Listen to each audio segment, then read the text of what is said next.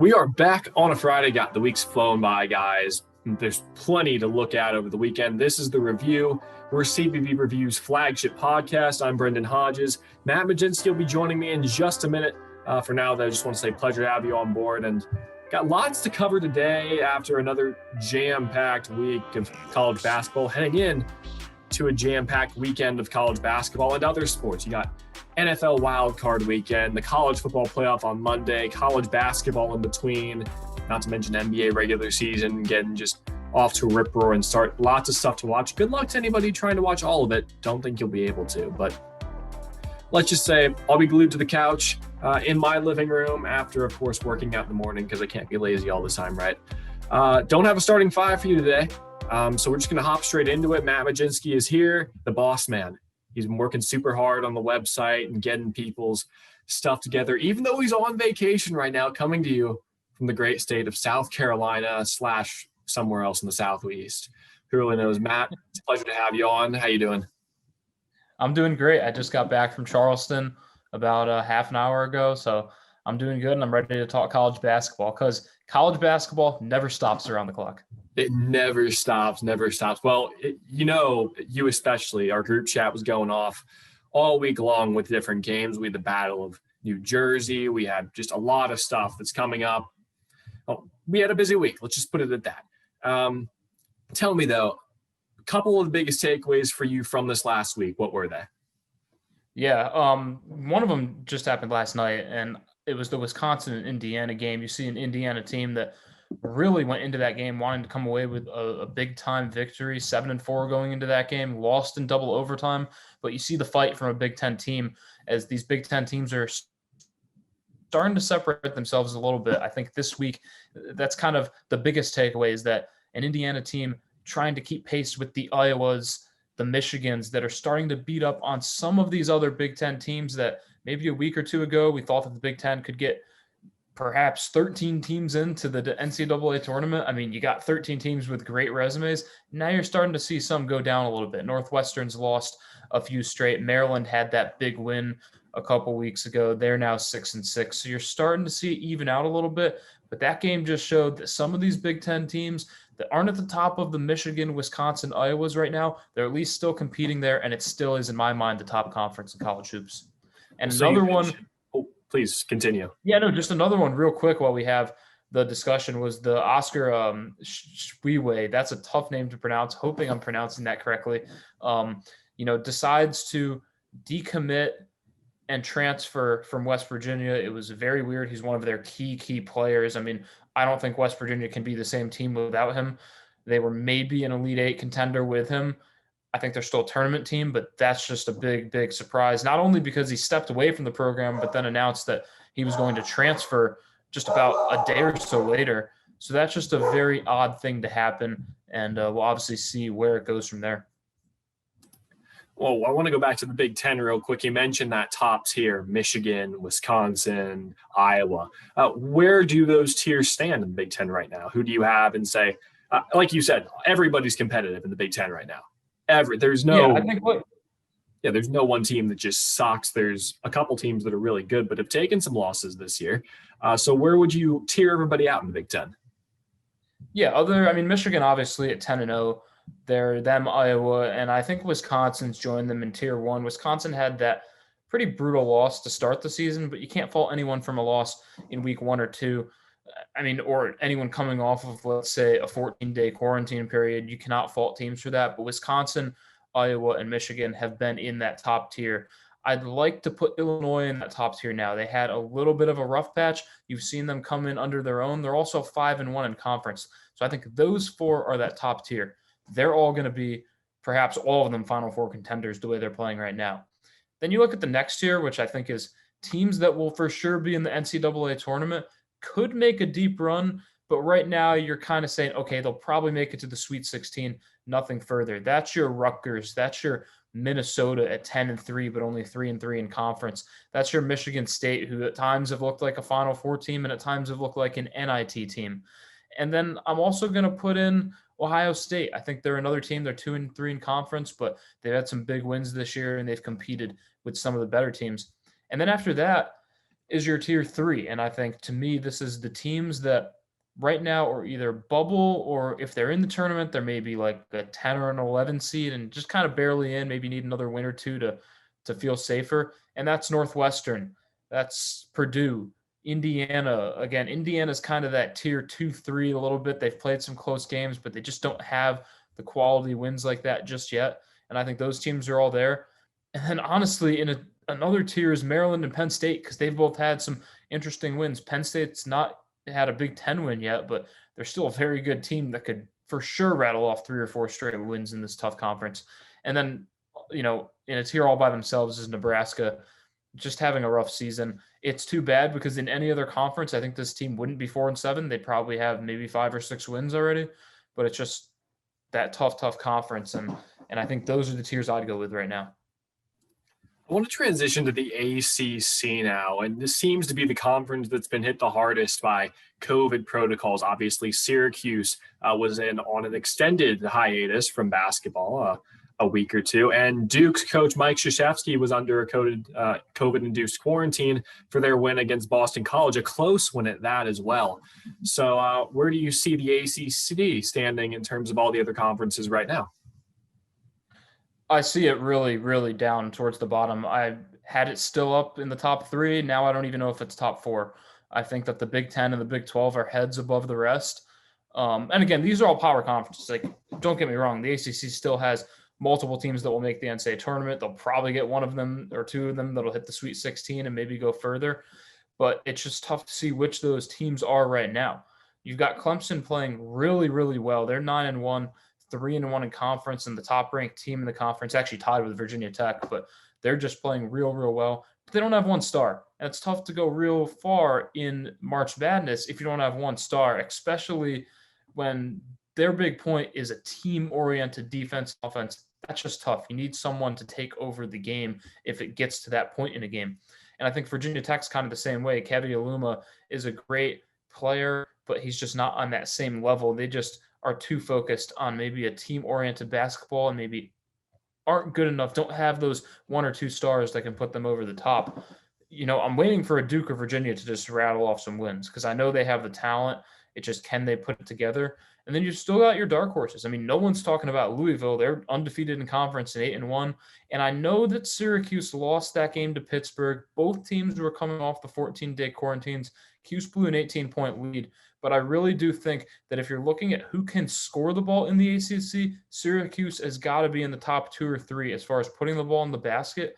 And in a conference that isn't as good as in past years, I think that you got to put the Orange up there in at least the thoughts, where if Syracuse rattles off 2, 3 straight wins, all of a sudden you've got to start putting them in that conversation.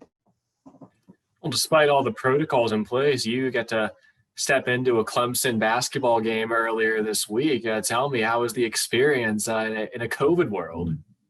I think you can look at it one of 2 ways. I think you can look at it as, wow, that was really great. Clemson's done a great job being able to get fans in there. But you've got to remember, this is a smaller Coliseum type atmosphere that, even if it does fill up, isn't going to be the same atmosphere as, say, a Carrier Dome or Rupp Arena or, a lot of these big time schools. I mean, it's a good arena. Don't get me wrong. I was very impressed by it.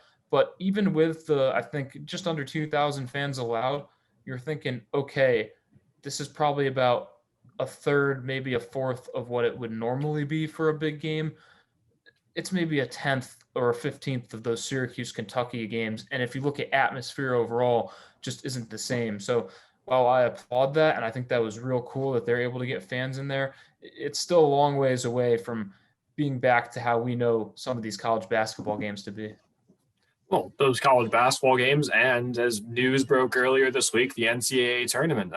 If you saw our last episode while you were on vacation, we discussed it moving to a bubble-style format into Indianapolis and the surrounding areas. And I believe they'll be playing at Indiana and Purdue as well as in the Indianapolis area. What are your thoughts on that, the bubble, and the culture that's going to be built up in there with all of these student athletes in the same area for a few weeks at a time? I think it's great because you've got to be safe. It's a little bit weird because they're playing the whole season with teams traveling. So why can't you play a tournament with teams traveling? But I understand they want to get the tournament done. They're obviously having struggles in some ways with some of these teams getting the seasons done. Merrimack just played their first game of the season yesterday. They were the last team to play their first game, and it's already the new year. But you just look at the state of Indiana, known for its basketball, gives a lot of these players that maybe don't know the history of basketball a chance to look at the history of college hoops. And one of the states where it's been big time for a long time. And you look at all the places they're going to get to play. Like, you might not have the fans and that atmosphere, but you're going to be able to play in Assembly Hall and Hinkle Fieldhouse, two of the most iconic locations for college hoops, plus other places throughout the state. And I just think that's a great way to do it.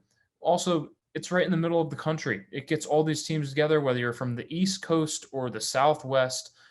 You know, it's all the same travel length. So that just brings the competitive nature of it, kind of equals it all out. And it'll just be down to which team can win on that court on that day. Selfishly, of course, it also makes it to where fans can watch all these games and not worry about it being too late or too early.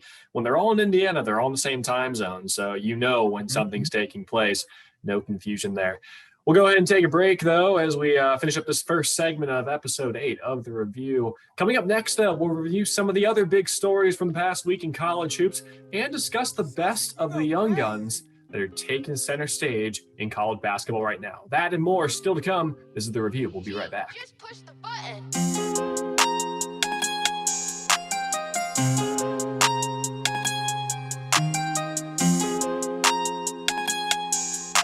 Check out the newly revamped cbbreview.com. Looking for takeaways on the day's games?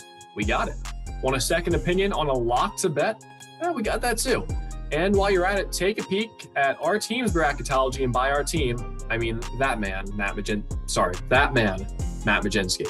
All that available at cbbreview.com. Check it out. It looks really nice, a lot nicer than it did before, and it still looked pretty nice before as well.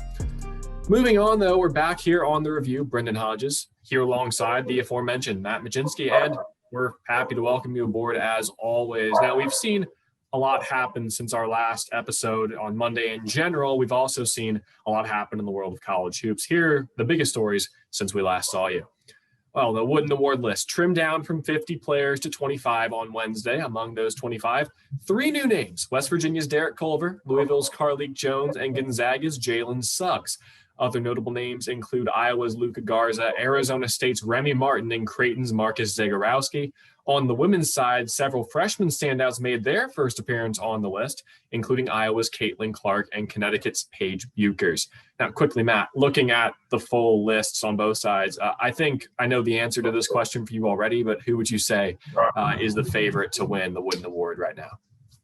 Yeah, no, I mean, when you look at the favorite, first I'll start on the women's side. If it's not Paige Buchers, then I don't know who it's going to be. She's just, I mean, Gina Oriema had a fantastic quote. I'm not going to get this word for word, but it pretty much was saying that when other coaches say that they'd rather have their freshmen, they're just doing that to be nice to their players, because all the coaches in the country would rather have Paige Buchers. She's that good. Now, I do want to point out she struggled a little bit against my Seton Hall Pirates. The 5, I don't know, she's less than 5'6". Lauren Park Lane dropped a cool 28 on Becker's head. So I do want to bring that to the attention. It was a great game, actually. That was about a 6-point game in the third quarter. Did Seton Hall win that game?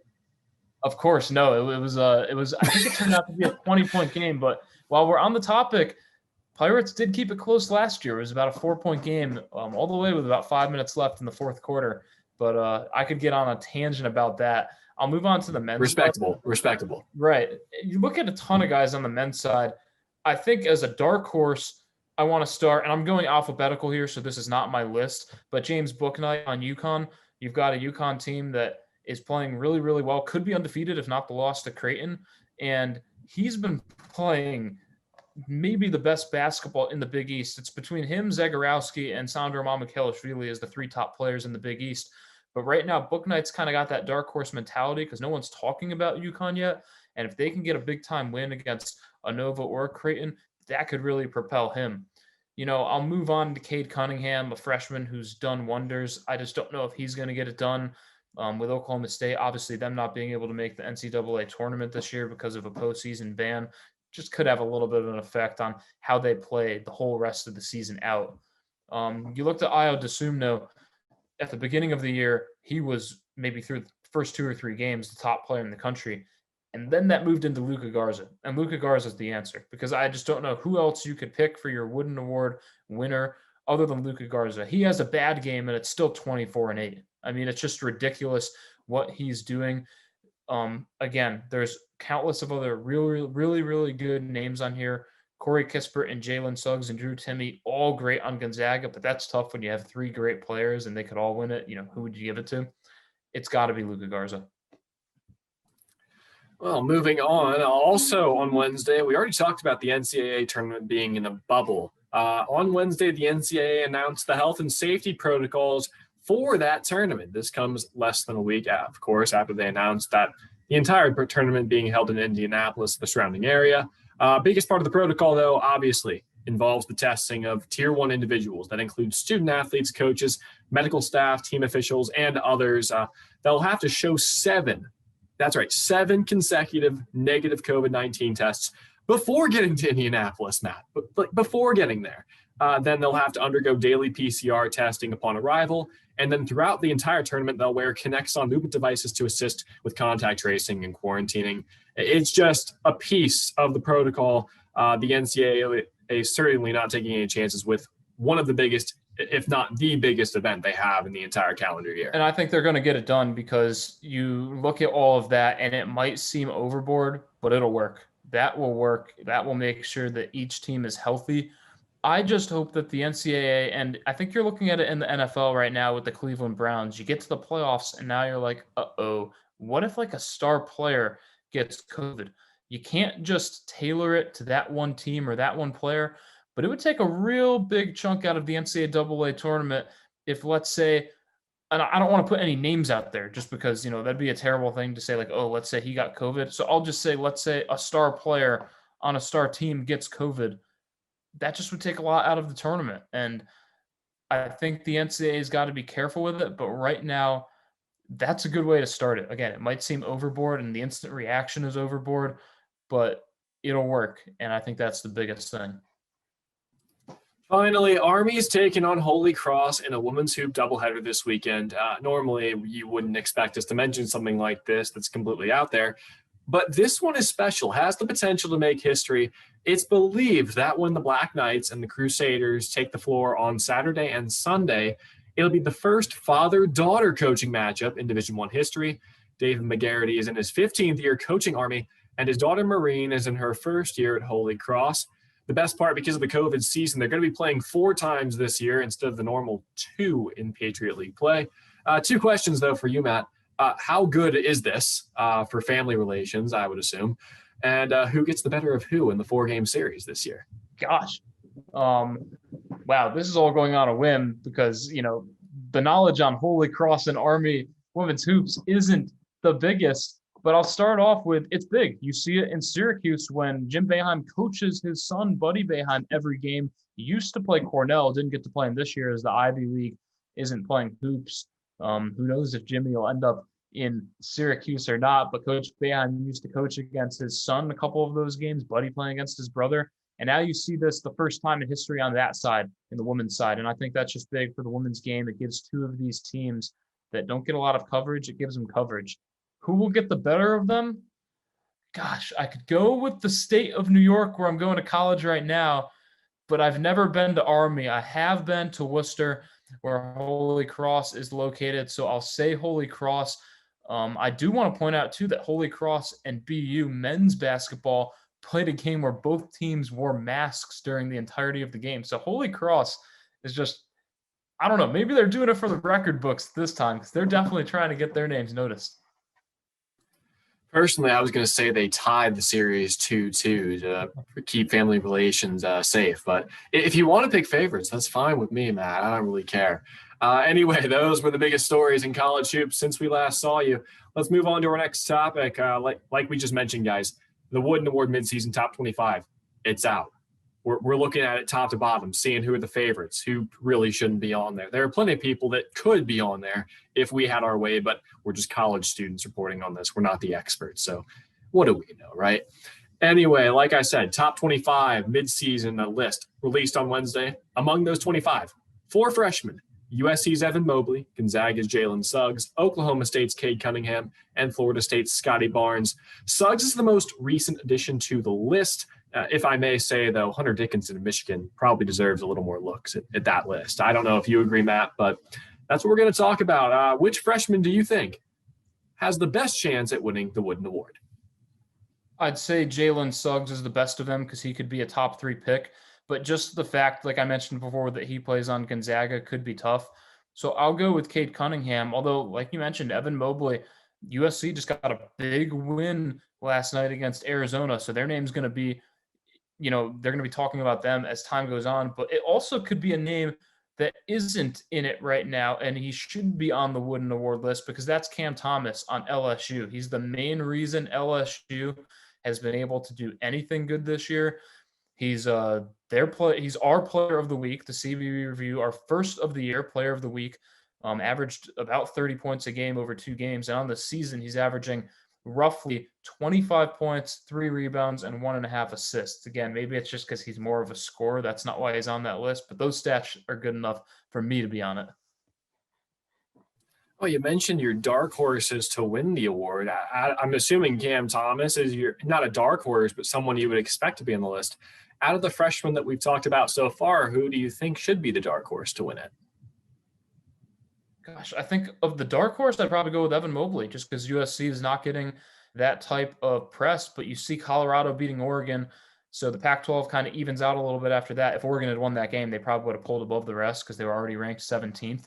So now that Oregon loses that game, USC wins a great game against Arizona, and you see it's kind of like a 3-4 team race. If Evan Mobley can put USC on top, he's going to be getting a lot of those votes.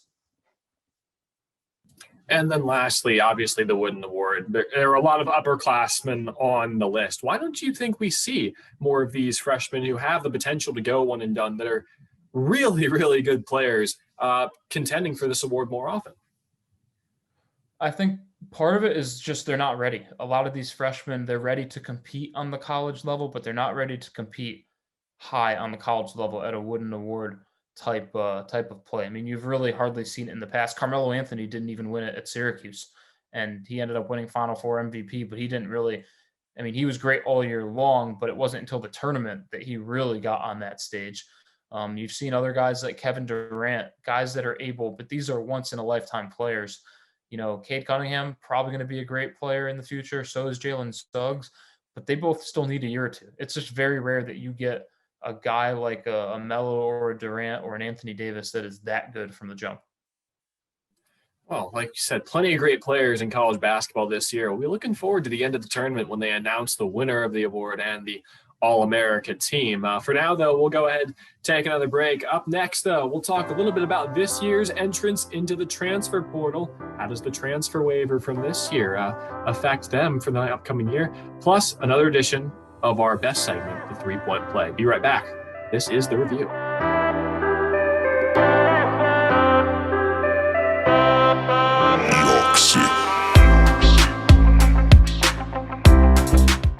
Back on The Review, Brendan Hodges, Matt Majinski. Happy to have you with us on a Friday before a jam-packed, and I mean jam-packed sports weekend. Lots of choices when it comes to what to watch. Good luck making that choice. We won't make it for you. Matt Majinski, you told me during the break that you have some breaking news, and dangerous for you, sir, because you were just there. It won't be breaking by the time we release the episode, but it is right now when we're talking. The Clemson game I was at, Clemson basketball just announced that they have a player in the someone in the program. I believe it didn't say a player. It said someone in the program tested positive for COVID-19. They're going to postpone their games against North Carolina on Saturday and Syracuse on January 12th. Now, Syracuse, however, must have seen that coming. It probably didn't get released yet because, well, first Syracuse changed their time from the Georgetown game from 8 to 7.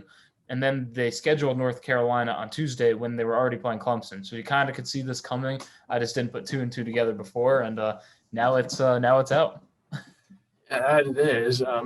Thank you to whoever broke those news. I don't know, because Matt Majinski doesn't like affirmation or attribution. Excuse me. ESPN.com, Brendan. Simon Perez would not be happy with you right now. No attribution. Anyway, we'll move on to this. Texas Tech freshman Damari Burnett announced he will leave the Red Raider program and transfer. Now, the reasons behind this are many. Don't want to get into those because that's not what this debate's about. I want to get into the hypothetical situation within this topic. As you know, transfer waiver took effect in this year because mainly of COVID-19. It gets players on the floor in case there are players that have to opt out due to COVID. That begs the question, though, how will players going into the transfer portal this year be affected by this transfer waiver next year? Completely hypothetical situation, Matt, but we like throwing people under the bus here. So go ahead, try your best. Put you on the hot seat. Gosh, I really don't know. That is a tough question. The one thing that I can say is that, obviously it's going to affect how players find the right college because you might not be able to do in-person visits, kind of like how a lot of freshmen did this year. So I just feel like you might see a lot more guys transferring again, just because maybe the school isn't the right fit that you thought it might be. And I don't know if that's the case in this young man's decision to transfer from Texas Tech.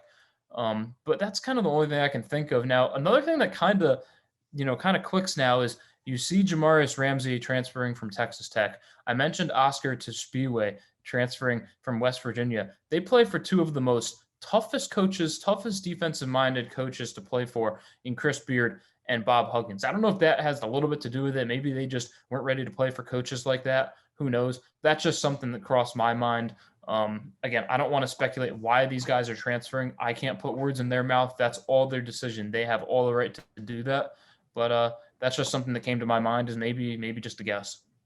I do know part of it for at least for Burnett is the number of transfers that came into the program this year. Obviously, Mac McClung transferred to Texas Tech. There were a few others, I believe, as well when I was reading the article this morning. Do not have that on hand, though, but it's something like that as well. If guys are coming in that take up your playing time and you want to get experience at the college level because you have the potential to play at the next level above that, maybe you do transfer. We see player movement in the NBA. We see more player movement as of late in the NFL in terms of like star players, quarterbacks, especially Tom Brady, Phillip Rivers this last year. We don't see that a lot in college basketball, though, because of NCAA regulations regarding transfers having to sit out a year, minus this year with that transfer waiver. Yeah, no, it definitely has changed. And excuse me, I got the Texas Tech name wrong earlier. I said Ramsey. It was Burnett. So thanks for correcting me there. But you really don't see a lot of that. I mean, I think in past years you've started to see transfers transferring more, but maybe it'll just kind of even out once they allow you to transfer right away. But again, part of it for me is I just wonder if these kids are getting softer and softer. And this isn't to say this is why either of these kids have transferred, but it just seems like it's becoming more of a cop-out. Like, oh, I didn't get the playing time I wanted. I'm just going to transfer and move on. Where in the past, players would really work on it and say, why am I not getting through to my coach or vice versa? Why isn't he getting through to me? What do I have to work on? They didn't just cop out and transfer right away. They maybe tried to work on it for a year or two and then used it as a grad transfer opportunity. I don't know if that's the reason. Again, I can't speculate, but it just seems like that might be. Well, like we said, we don't want to speculate on that. Plenty of reasons to transfer from a school. We'll go ahead and move on, though. It's Matt's favorite segment, mostly because he's tied for the lead in it. This is our 3-point play. Everybody who watches this show knows how it works. Matt obviously knows how this works. I have 3 college basketball-related trivia questions for him today. Each question, it's worth 1 point if you get it right. That adds up to your 3-point play. If you get all 3 right, you get a chance to convert a 4-point play with a bonus question, and I actually have a bonus point on top of the bonus question today if Matt can get this far. However, I am changing the rules up a little bit because it's been getting a little too easy for people just to guess, having a 25% chance of getting it right. I will give you 2 mulligans for now. Well, maybe we'll change it to 1 later if the questions get to a point where you guys actually study college basketball and not just watch it on a daily basis. You get 2 mulligans where I will give you the multiple choice answers. However, for now, you just got to answer, man. So pick wisely when you want to use those mulligans. You never know when one of those 3-point questions will get you. We'll start off with question 1, though. So obviously UCLA, one of the most storied basketball programs in history. 11 national championships. It's a record. Now, the first of those championships came in 1964. Who did the Bruins beat in that championship game?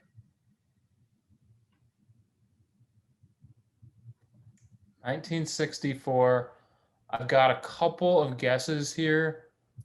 And you said I can use a mulligan. So the mulligan gives me the multiple choice. Yes. Choices? You get 2 mulligans because we're just throwing the rules out the window and making it up as we go. I really want to get this right. And I think I already know the answer, but I want to use the mulligan just in case. All right. So he used the mulligan on question 1. Tough because this is probably the easiest one. Your choices are Houston, Cincinnati, Kentucky, Duke. Gosh, and the first 2 are the 2 teams I was going back and forward with, but I was going to go with Oscar Robertson and Cincinnati. Well, unfortunately, that is incorrect. The mulligan did not work for you. It was actually Duke. The Bruins beating the Blue Devils in 1964 by a score of 98-83.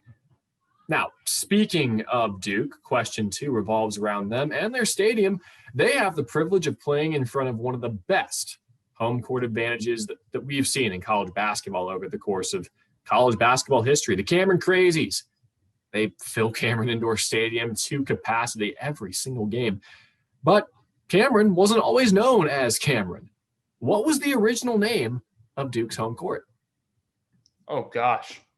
And as I was looking that up, Oscar Robertson played for Cincinnati a little bit before that time. So now I feel a little bit even dumber about that answer. But what was the name of it? Before it was Cameron Indoor Stadium, what was the name? I'm just going to go generic and say Duke Basketball Arena. I have no clue. And I don't want to use the mulligan on this one. Well, you got one of the words right. I can't say you got the entire question right, though. It was Duke Indoor Stadium. Very generic, I must say. Yeah, that was prior to 1972, Cameron, known as Duke Indoor Stadium. 0 for 2. Matt Majinski not looking too good on building a lead up in the 3-point play standings. Move on to question 3.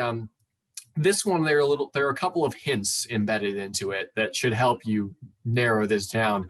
2009 women's NCAA tournament had a very, very clever name called the March to the Arch. Thus, it's no surprise that this Midwestern venue hosted the Final Four. What is the name of this venue?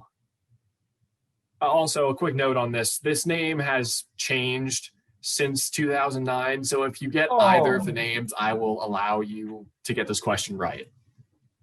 And can I think on this for a while? Because I literally called a game there last year. So if it's the right one. Oh, gosh. It's St. Louis, obviously. I mean, March to the Arch does give that away. But which venue in St. Louis was it held at? Fun fact, by the way. I was a young child. I went to a women's Final Four. I don't remember if it was in St. Louis or not, but we had little seat cushions from the rows of seats that my parents got to keep from the game because they were for the fans. It was wonderful, but I don't remember any of it. This one was in 2009, though, and there are plenty of venues to play basketball in St. Louis. Which one, though, Matt? Which one? I just don't know what the St. Louis Billikens Arena is called, and that might not even be the right thing. Oh, hold on. I had it. Chaffetz Arena. I actually have to look something up real quick. I don't know if that's another name of.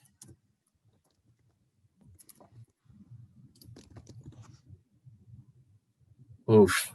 Well, Matt, I can't say I'm happy for you. That you got all 3 wrong today. So the answer is actually Scott Trade Center, formerly Scott Trade Center, now known as the Enterprise Center. That's the home of the St. Louis Blues. Okay.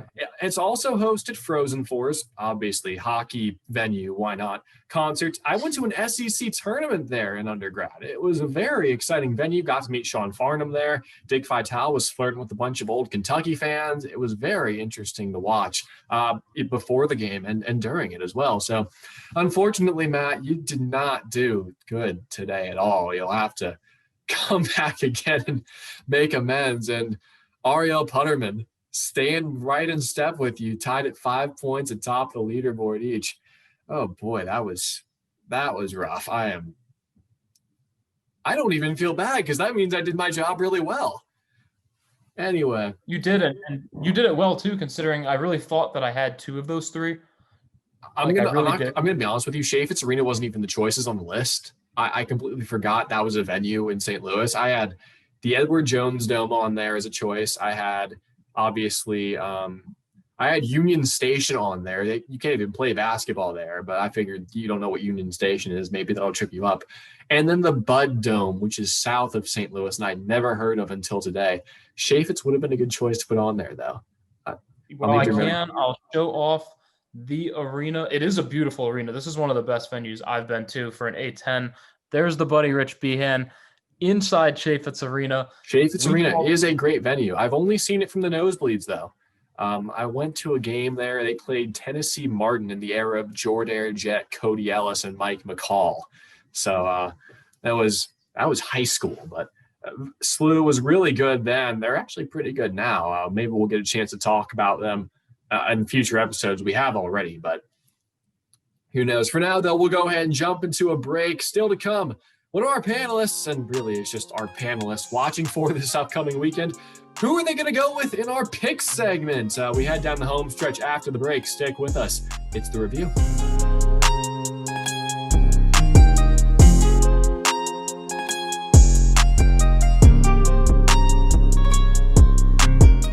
Follow CBB Review on social media for updates on feature stories, as well as scores and even episodes of the review.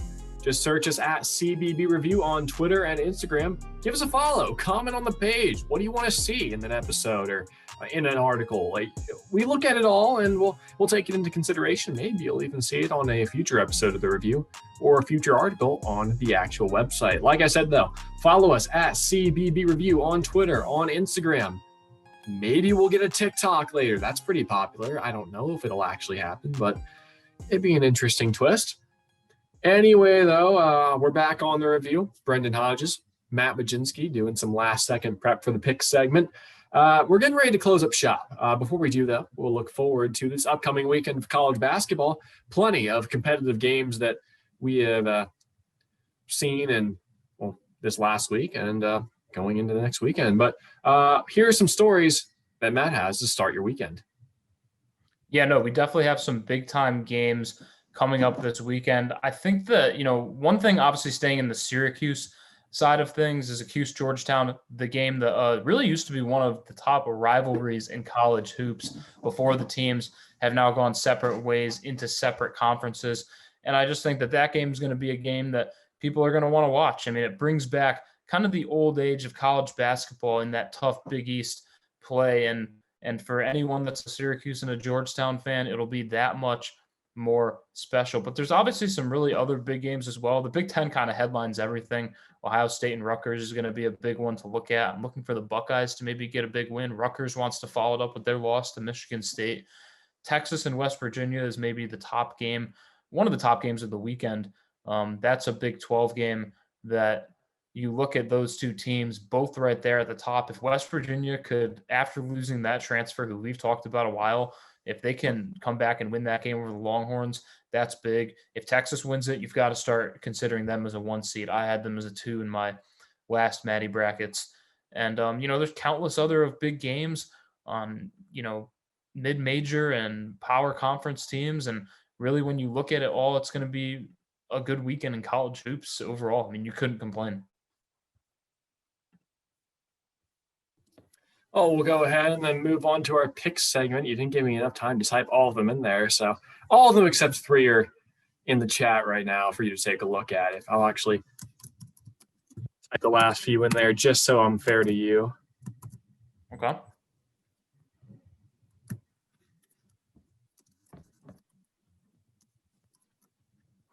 All right, that should be all of them. We'll go ahead and start off, though. We were going to do something new with the pick segment today, but we don't have enough people to really do it because I want to make a competition to have it at some point. So we'll save it for a later day, maybe a rainy day. You never know. There's usually bad weather up in Syracuse. Maybe when I get back there, we'll do it on a snowy day. How about that? For now, though, we'll go ahead and just go straight into our game picks, starting with action that's coming up later today. Maybe by the time this is out, it's already started. So trust us, we didn't cheat by looking at scores right now.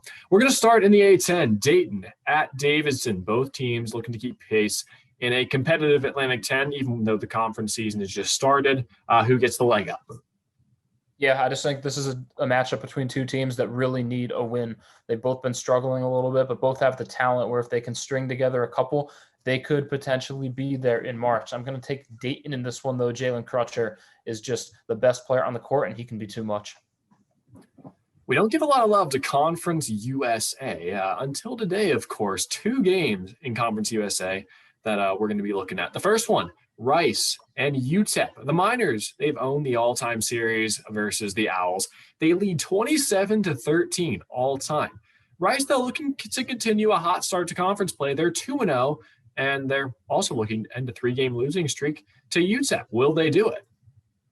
Yeah, well, Rice, was supposed to play Houston, and that game got postponed. So that would have been a real good game to kind of get an idea of how good Rice is. And then UTEP on the other end had against Arizona that got canceled. So kind of the same thing there. But UTEP did beat Arizona State.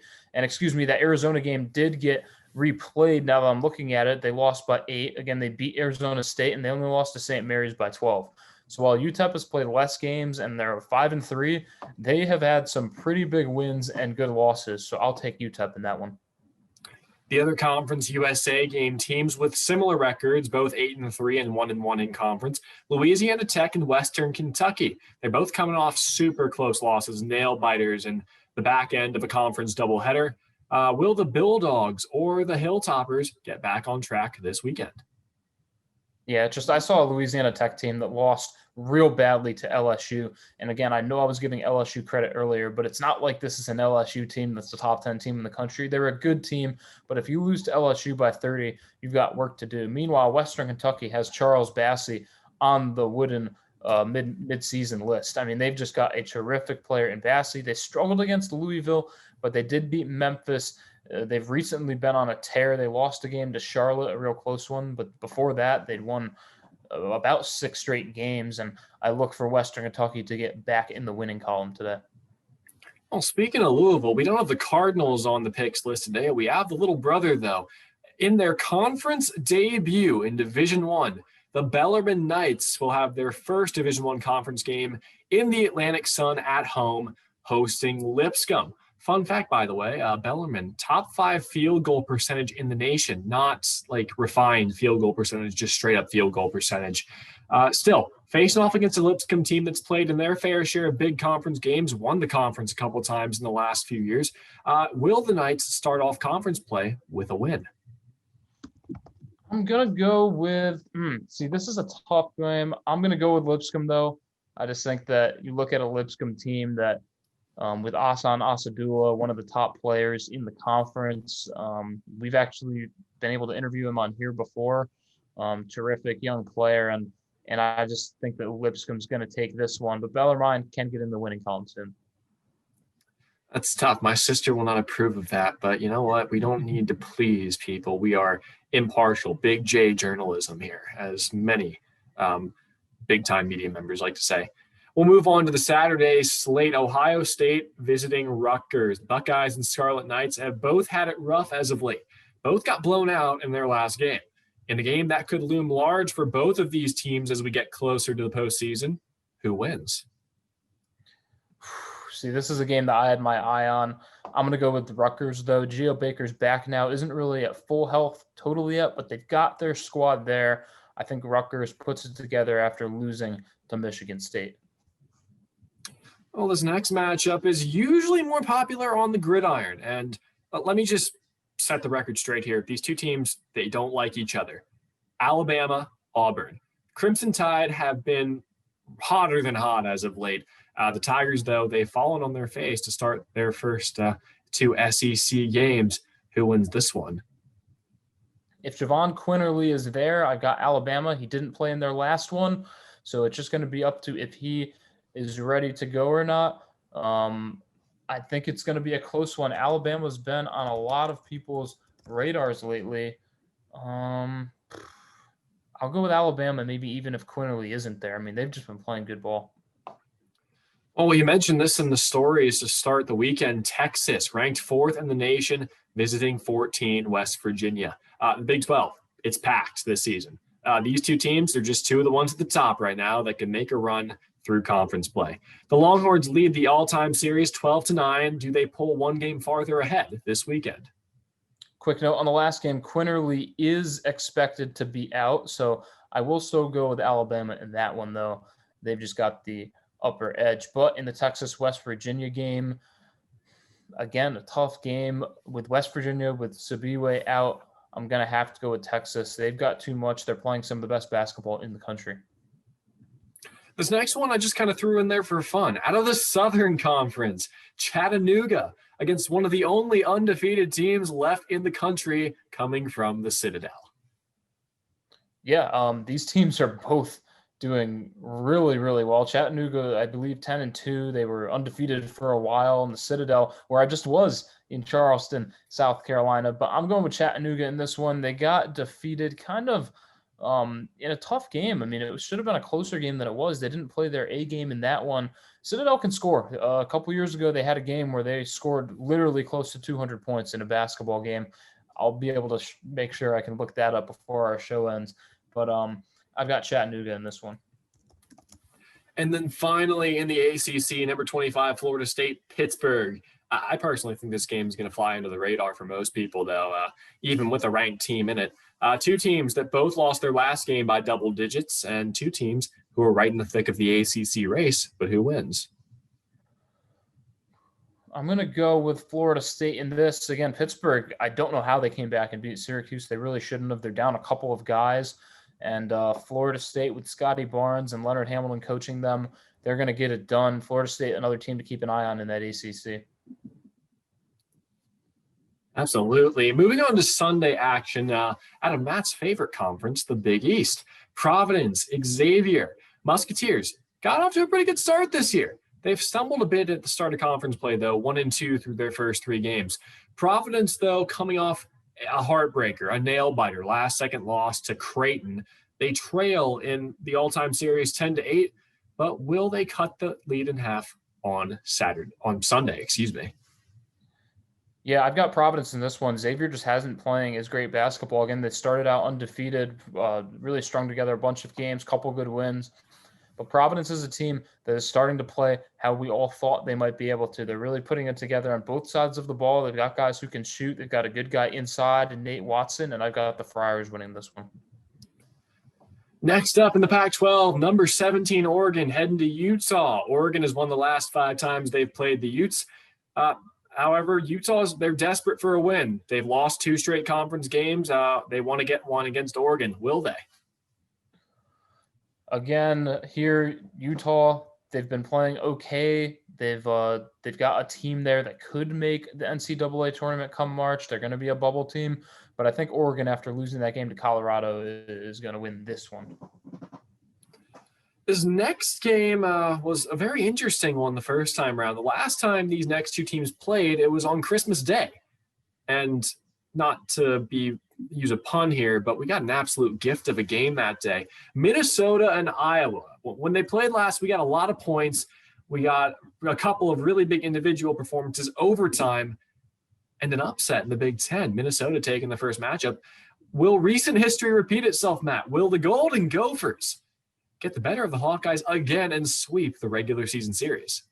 And another guy who was left off the Wooden midseason list, Liam Robbins, from my birthplace in Davenport, Iowa. I really think he should have been on that. He's been having a great season there, especially as of late. Marcus Carr is on it, though. For Minnesota to have 2 guys on that list would have been crazy. But I'm going to take Iowa in this one. They're just playing great basketball, as good as they were in the beginning of the year. Had a rough kind of week or so stretch. I mean, that's why they've got 2 losses. But Iowa is going to keep it up with a win against the Gophers. And finally, another one of those undefeated teams, those very rare undefeated teams. Sam Bass's Drake Bulldogs. They're undefeated through their first 13 games. Guess this. It's the best start in the history of their program. I went through the entire sports reference page on Drake, like 100+ years of basketball. They have not started 13-0 before. Congratulations to the Drake Bulldogs. Meanwhile, though, Loyola Chicago comes in off a 4-game winning streak. Gents, it's a special pick because these teams play a back-to-back. So who wins both games? I think Loyola takes the first one. Drake will take the second one. And I'm going to ruffle some feathers here, but I don't have Drake in the tournament as of now. I have them in my first 4 out. I will hold you right there, sir. You are skipping the weekend. That segment doesn't come until Monday. A little foreshadowing for all of you who tune into the review on a weekly basis. It's Loyola Chicago that has my 12 seed right now as the team out of that conference. I think both teams can get in. Honestly, for both to get in, it would have to be a Drake team maybe running the table against Loyola Chicago, finishing with only 2 or 3 losses on the season, then Loyola Chicago winning the tournament. But I see them splitting this one. Another shout out. I've been getting a lot of shout outs. Darnell Brody, former Seton Hall player, transfers to Drake, now the starting center for Drake. You are unbelievable. Anyway, those are our picks for the weekend. It's a great show today, Matt. Again, thank you for stopping by. I didn't realize you got back from vacation today. Otherwise, I wouldn't have scripted out the entire vacation bit at the very beginning. Great to have you back on the East Coast, though. I'll be seeing you in about a week and a half when I drive back up to Cuse. Thank you to everybody watching. Formats ever changing, putting different breaks in there, working on the music to come in later episodes and sound effects and stuff like that. It's a lot of stuff. We're going to get that to you as soon as possible. But thanks for watching. We hope you guys enjoy these. We've been getting positive reception, not just from people like Matt coming on the show, but also from you guys who watch it on YouTube, and hope that we'll get it on a couple other mediums as well. For now, though, next episode will drop on Monday sometime during the afternoon. We'll send you into this weekend full of sports. Good luck watching every single one, guys. Probably won't be able to, but we'll all do our best. We'll be back on Monday. Until then, we'll go ahead and sign off. That's Matt Majinski. I'm Brendan Hodges. This has been The Review. Have a good night.